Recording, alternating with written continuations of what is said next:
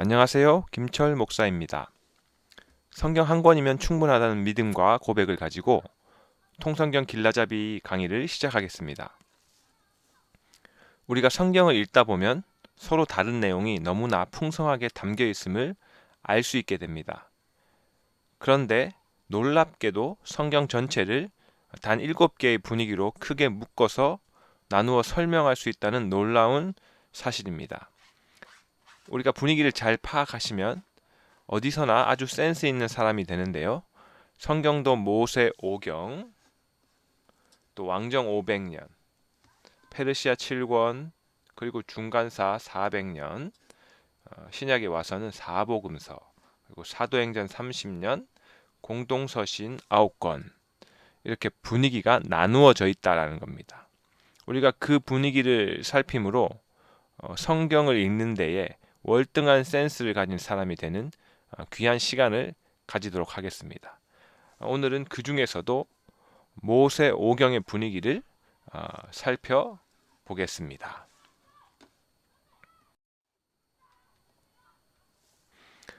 모세 오경은 모세가 저술한 책 창세기, 출애굽기, 레위기, 민수기, 신명기를 뜻하고요.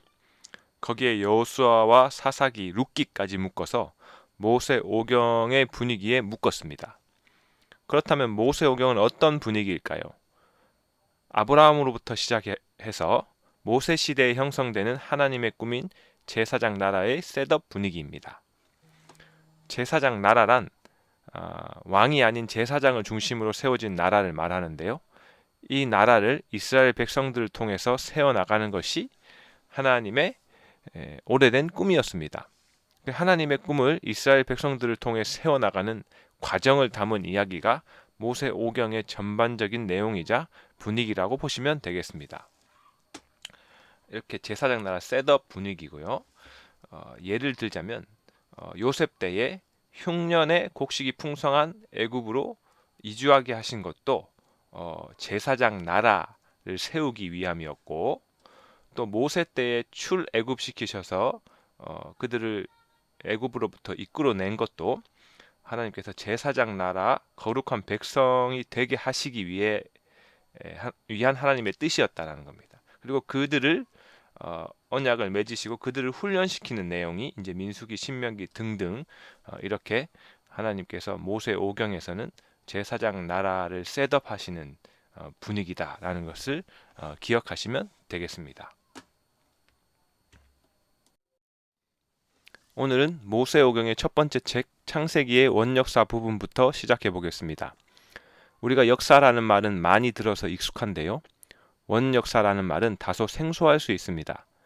원역사라는 말을 어른들은 어려워하지만 우리 어린아이들은 원역사의 이야기의 일부인 공룡 이야기를 참 좋아하며 수많은 공룡의 이름들을 외우고 다니기도 합니다. 역사는 언제, 어디서, 누가, 무엇을, 왜, 어떻게 이렇게 육하 원칙을 기록한 것이고 고대사와 중세사와 근대사와 현대사로 나눌 수 있다면 원역사는 역사 이전의 역사인데 언제, 어디서, 즉 시간과 공간을 정확히 기록할 수 없었던 시대의 이야기를 말합니다. 즉 고대사 이전의 역사를 말합니다. 그렇다면 원역사를 정확하게 문자로 기록한 책이 이 세상에 있느냐 했을 때에 성경밖에 없습니다. 성경의 시간과 장소 외에 다른 부분에 대해서는 너무나 뚜렷하게 하나님께서 드러내 놓으셨습니다. 우리는 이 원역사에 대한 기록을 성경에서 읽음으로 하나님의 의도 그리고 하나님의 감정 등등을 정확히 알 수 있겠습니다. 이 창세기 안에서 원역사의 범위는 1장에서 11장까지의 이야기이고 이 안에는 천지 창조의 이야기, 또 인간의 범죄와 하나님의 용서 이야기, 노아 홍수 이야기, 족보 이야기, 바벨탑 이야기 등 재미있는 이야기가 기록되어 있습니다. 먼저 최초의 진정한 설계자이자 디자이너이신 창조주 하나님의 이야기입니다. 천지창조 이야기를 살펴보면 하나님께서 시간, 공간, 인간을 모두 디자인하셨다는 이야기입니다. 하나님께서 그냥 되는 대로 천지 만물을 창조하신 것이 아니라 매우 계획적으로 진행하셨습니다. 첫째 날은 빛, 낮과 밤을 만드시고, 둘째 날은 하늘을 만드시고, 셋째 날은 땅과 바다 식물을 만드시고, 넷째 날에는 해와 달과 별을 만드셔서 이렇게 공간들도 디자인하셨습니다. 다섯째 날에는 그 공간에 새와 물고기, 또 여섯째 날에는 여러 동물들과 또 드디어 우리 인간을 만드셨습니다. 그리고 마지막 날에는 편히 쉬시면서 안식하게 되므로 그날을 복되고 거룩한 날로 지정하시게 됩니다. 정말 시간과 공간과 인간을 참으로 질서 있게 잘 만들어 놓으셨습니다. 우리가 시간으로 가보면 하나님의 지혜를 볼 수 있는데요. 하나님께서는 낮과 밤, 즉 하루를 세팅해 주셨고, 또한 더 나아가 월, 화, 수, 목, 금, 토, 일 이렇게 7일을 세팅해 주셔서 6일 동안은 열심히 일하고 7일째는 안식하라는 인간 삶의 가장 효율적인 시간 세팅을 만들어 주셨습니다. 놀랍게도 그 시간 세팅이 지금 현재까지 유지되고 있습니다. 그러므로 이 7일 단위의 시간 세팅은 하나님의 창조 이래로 우리 인간들에게 베풀어 주신 놀라운 선물이라는 것을 우리가 알 수 있습니다. 또 공간 이야기는 이 성경에 등장하는 많은 공간, 즉 에덴 동산 이야기, 아브라함에게 보여줄 땅, 여호와의 이름을 두려고 택한 곳, 또 땅끝 등등 성경의 많은 공간 이야기의 출발이 이 창조 때에 기록되어 있습니다. 더 나아가서 인간에 대한 이야기는 하나님께서 그 인간을 하나님의 형상으로 만드셨고, 또 그 인생들과 교제하시길 원하셨고, 또 그 인생들에게 생육하고 번성하라는 복도 주시며 그와 함께 그들에게 책임도 주셨음을 창조 이야기를 통해 우리가 알 수 있습니다. 또 한 가지 창조 가운데 놀랍게도 하나님의 마음이 담겨 있음을 알 수 있습니다. 첫째 날에 좋았더라, 둘째 날에도 좋았더라, 셋째 날에도 좋았더라, 여섯째 날에는 심히 좋았더라. 이렇게 하나님께서는 천지 만물과 인간을 만드시고 좋았다는 표현, 또 심히 좋았다는 표현을 직접적으로 드러내시며 반복해 주셨습니다. 이렇게 하나님의 마음 표현이 계시의 책 성경 첫 번째 책인 창세기 원역사에서부터 시작되어서 성경의 끝인 요한계시록까지 계속해서 이어지고 있다는 것을 기억하시면 세상 어디에서도 없는 정말 놀라운 책인 성경책을 우리가 살펴볼 수 있겠습니다. 다음 이야기는 인간의 범죄와 하나님의 용서 이야기입니다. 하나님께서는 온 우주 만물을 창조하시고 에덴 동산을 만드셔서 거기에서 행복하게 살 수 있도록 해주셨습니다. 그러면서 하나님께서 아담과 언약을 맺으시는데 그들에게 경작하고 지키라, 다스리라, 통치하라고 하셨습니다. 또한 각종 나무 열매는 먹어도 좋지만 선악과는 먹지 말라고 하셨습니다. 하나님께서 이런 언약을 맺으신 이유는 아담을 비롯한 모든 인생들은 피조물이기 때문에 피조물의 한계를 인정하고 창조주 하나님을 기억하며 맡겨진 책임에 순종하라는 말입니다. 다시 말하면 인간들을 억압하시기 위해서가 아니라 오히려 우리가 피조물로서 하나님과 참된 관계를 맺으며 참 자유를 이룰 수 있도록 하기 위해서 언약을 맺으셨던 것입니다. 그러나 인간들은 하나님의 언약을 깨고 불순종함으로 죄를 짓고 하나님의 마음을 아프게 합니다. 아담과 하와가 하나님께서 결코 먹지 말라고 하신 선악과를 먹게 된 것입니다. 큰 복을 받은 인간이 작은 것에 흔들려서 죄를 짓고 수치를 느끼고 변명하며 책임 전가하고 숨어버리게 됩니다. 그러자 하나님께서는 이들을 심판하실 수밖에 없었습니다. 여자는 해산의 수고와 남편의 건의 아래로, 또 아담은 평생 수고하여 땀을 흘리게 하시고 인생은 흙으로 돌아가게 하시고 또 땅도 그들의 범죄로 말미암아 저주받게 됩니다. 그러나 하나님께서는 이들을 친히 찾아가셔서 용서와 은혜를 베풀어 주십니다. 하나님께서는 공의의 하나님이시기도 하시지만 사랑의 하나님이시기도 하셨습니다. 그렇기에 여자의 후손을 통해 심판받은 그들을 구원해 주신다는 약속도 하셨습니다. 또 결국 하나님께서는 죄를 짓고 수치스러워하고 있는 인간들을 용서하시기 위해 죄 없는 짐승을 잡아 가죽옷을 지어 입혀주심으로 그들을 용서해 주십니다. 또한 더 이상 범죄한 그들과 동거할 수 없기에 추방하시고 동산의 입구를 봉쇄하십니다. 그 이유는 범죄의 결과로 반드시 그들이 죽어야 했기 때문이고, 더 나아가 생명나무를 지킴으로 말미암아 먼 훗날 예수 그리스도를 통한 길이 생명의 길이며 회복의 길임을 알려주시기 위해서였습니다.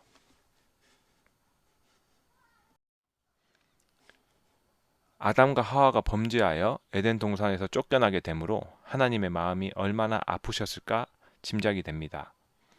그런데 하나님의 마음을 더 아프게 하는 일들이 계속해서 벌어지게 됩니다. 범죄가 멈추었으면 좋은데 아담과 하와의 범죄 이후에 인간은 더 무서운 죄를 짓기 시작합니다. 형이 아우를 죽이는 인류 최초의 살인사건도 벌어지게 됩니다. 에덴 동산에서 쫓겨난 아담과 하와는 가인과 아벨 두 아들을 낳아 기르게 됩니다. 두 아들은 장성하여 농업과 목축업을 하게 됩니다. 그런데 어느 날 가인은 땅의 소산을 가지고 하나님께 제사를 드리고 아벨은 양의 첫 새끼로 제사를 드리게 됩니다. 그런데 하나님께서 가인의 제물은 받으시지 않으시고 아벨의 제물만 받으시게 됩니다. 그러자 가인이 이것을 분이 여기고 급기야 동생 아벨을 죽이고 맙니다. 이 사건 이후에 인간들은 본격적으로 죄를 짓기 시작해서 세상의 모든 사람들이 지은 죄로 말미암아 죄로 가득하게 됩니다. 그래서 하나님의 마음은 아프시다 못해 한탄하시게 됩니다. 인간을 창조하시면서 심히 기뻐하셨던 하나님이 바로 그 인간 때문에 한탄하셨다는 기록이 성경의 원역사에 기록되어 있습니다.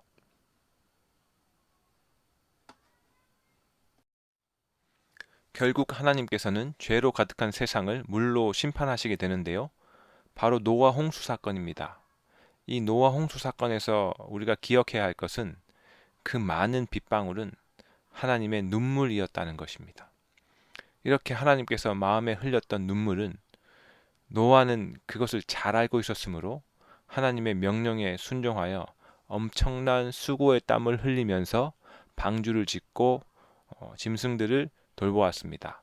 그리고 그 홍수 심판을 가슴 아프게 지켜보아야 했습니다. 그러나 하나님의 말씀에 순종한 노아로 인해 모두 진멸되지 않고 다시 한번 새로운 시대가 열리게 됩니다. 홍수가 끝나고 난 후에 하나님께서 다시는 홍수로 이 땅을 멸하지 않는다는 약속의 증표로 무지개를 보여주십니다. 이 은혜 언약과 함께 생육하고 번성하라는 복을 허락하셨습니다. 이것은 하나님께서 우리 인간에게 복을 아끼지 않으시겠다는 하나님의 약속이었습니다. 우리가 한 사람의 순종은 늘 새로운 출발의 포인트라는 것을 꼭 기억하시고 가시면 되겠습니다. 다음은 족보 이야기입니다. 창세기 10장의 족보는 하나님께서 주신 약속이 성취되었다는 증거가 되겠습니다. 족보 10장을 읽으시기 위해서는 먼저 9장 1절을 먼저 읽으셔야 합니다. 홍수 후에 모든 것이 사라진 상태에서 생육하고 번성하여 땅에 충만하라는 그 말씀은 정말로 받아들이기 어려운 말씀이었습니다. 그러나 하나님의 약속이 허공에 흩어지지 않고 역사 속에 현실이 되었다는 것을 창세기 10장의 족보를 통해 우리에게 보여줍니다. 그러므로 성경에 등장하는 모든 족보는 하나님의 약속이 현실이 되었다는 증거가 되겠습니다. 우리는 한 사람만 죽는 것을 봐도 밥이 안 넘어가는데 정말 모든 사람이 죽어가는 장면을 본 그 노아가 그 하나님의 약속대로 생육하고 번성한 이 복된 상황을 보면서 얼마나 좋았을지 상상하면서 우리는 오늘 손을 주먹을 불끈 쥐고 정말 예스 예스 하나님 정말 멋지다 좋다라고 이 창세기 10장에 등장하는 이름들 족보를 읽으시면 되겠습니다.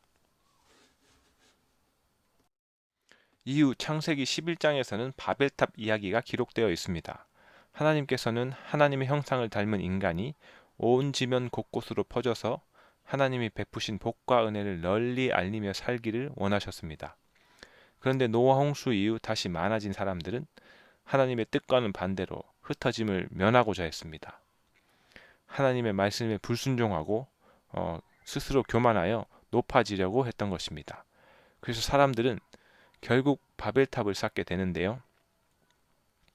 그러나 어리석은 인간이 감히 하나님의 말씀에 대항함으로 하나님께서는 그 인간의 언어를 혼잡하게 하고 온 지면에 흩으십니다. 바벨이라는 의미는 헛소리라는 뜻을 가지고 있는데요. 헛소리 1은 탑의 꼭대기를 하늘에 닿겠다라는 말입니다. 또 헛소리 2는 우리 이름을 내자라는 말이며 또 헛소리 3은 흩어짐을 면할 수 있다라는 말입니다. 이런 헛소리를 내뱉으면서 자신의 교만함을 드러내며 하나님께 인류가 대항하게 됩니다. 하나님께서는 그들의 언어를 혼잡케 하셔서 각국으로 흩어지게 하십니다. 이로 인해서 전 세계적으로 6,800여 개 정도의 다양한 언어들이 형성되게 됩니다. 그런데 놀라운 사실은 온 세계의 그리스도인들의 언어는 오직 한 가지 성경이라는 사실입니다. 우리는 성경을 가지고 하나님의 계시를 알 수 있는데요. 사도행전에서도 오순절날 성령이 오시고 각국 언어들로 오직 하나님의 일을 말한 것처럼 세상 각국의 언어는 다르지만 모든 그리스도인들은 성경이라는 세계 공용어를 가지고 하나님의 큰일, 예수 그리스도의 십자가 이야기를 마음에 담아 정말 풍요롭게 누릴 수 있겠습니다. 우리가 성경을 공부하면 날로 지혜로워집니다. 지혜로워져서 오늘보다 더 나은 내일을 살 수 있습니다. 우리는 오늘 성경의 원역사 부분을 공부하였습니다. 원역사 부분을 충분히 공부하시고 숙지하셔서 더욱 지혜로워지는 여러분이 되시길 바라면서 다음 시간에는 족장사 이야기로 찾아뵙겠습니다. 기대하십시오.